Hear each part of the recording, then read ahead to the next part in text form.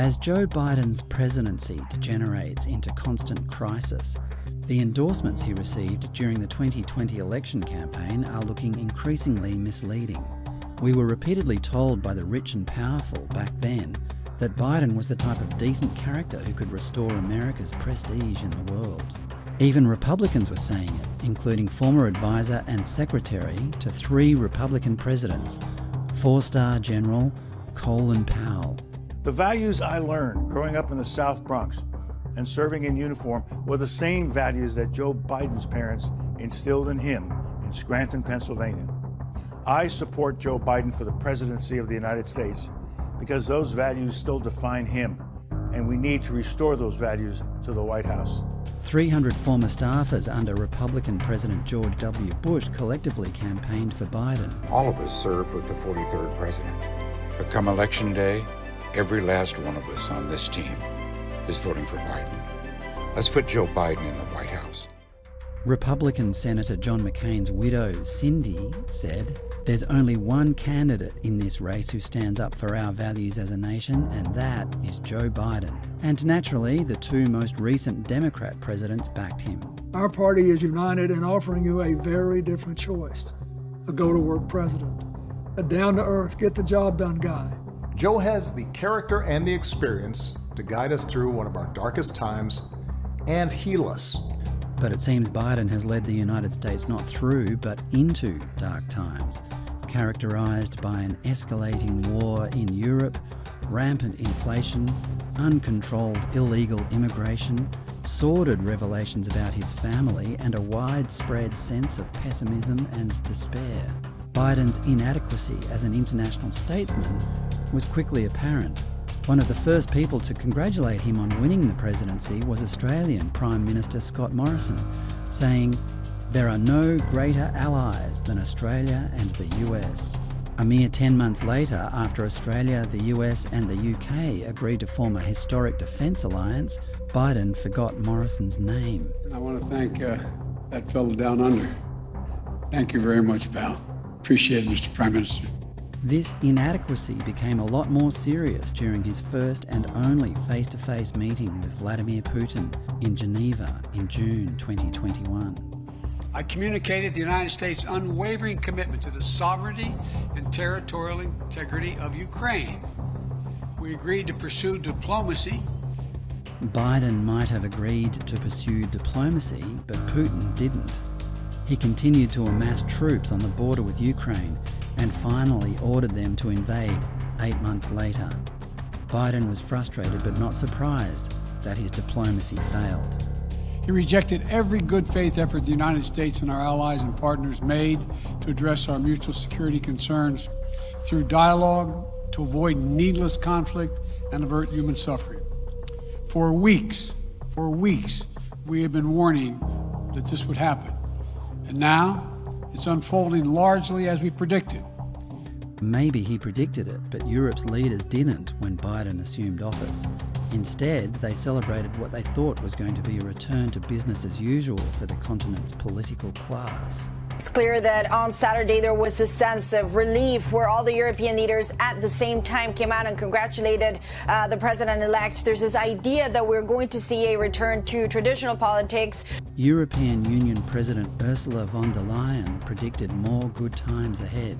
Our partnership has underpinned the rules-based international order for decades and remains a pillar of stability, security, and prosperity on both sides of the Atlantic. To preserve that pillar of prosperity, von der Leyen is now impotently proposing to phase out Europe's reliance on Russian gas by 2027.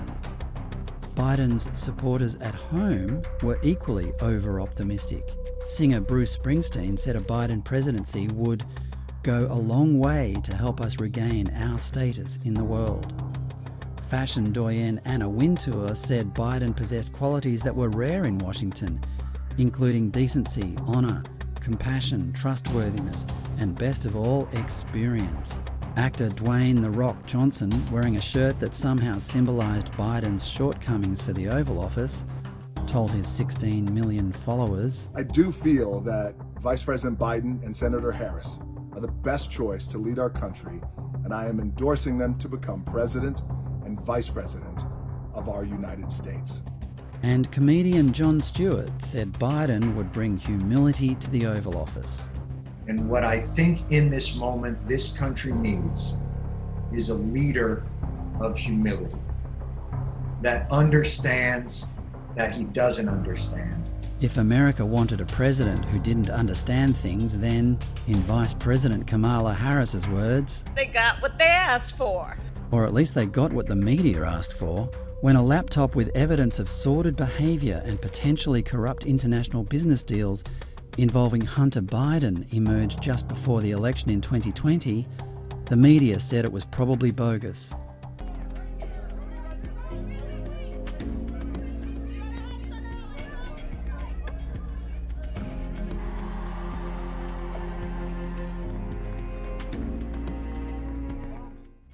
But now, not even the New York Times can deny the Hunter laptop story, telling its readers 24 paragraphs into a long story about an investigation into Hunter's tax affairs that emails from the laptop were authenticated by people familiar with them and with the investigation.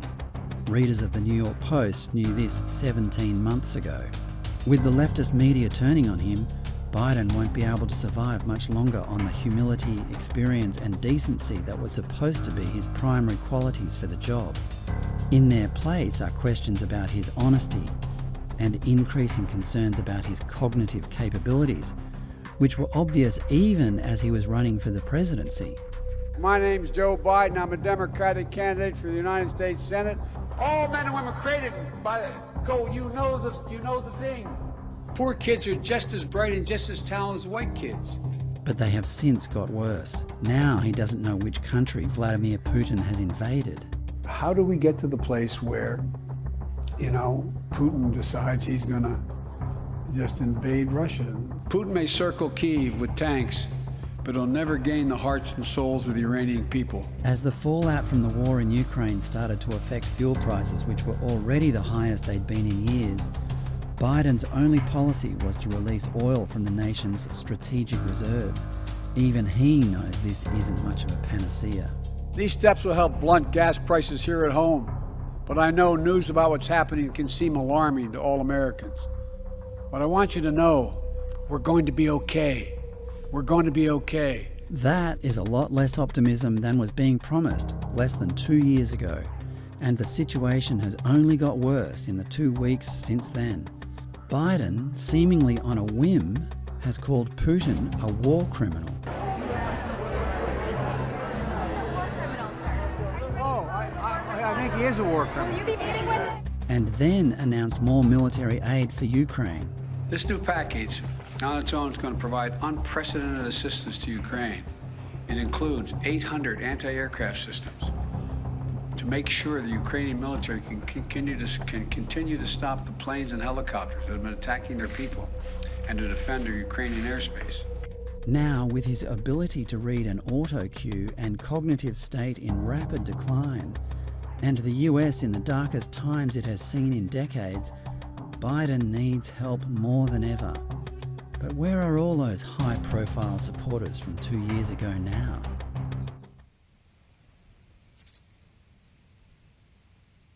Fred Paul, Sky News Australia.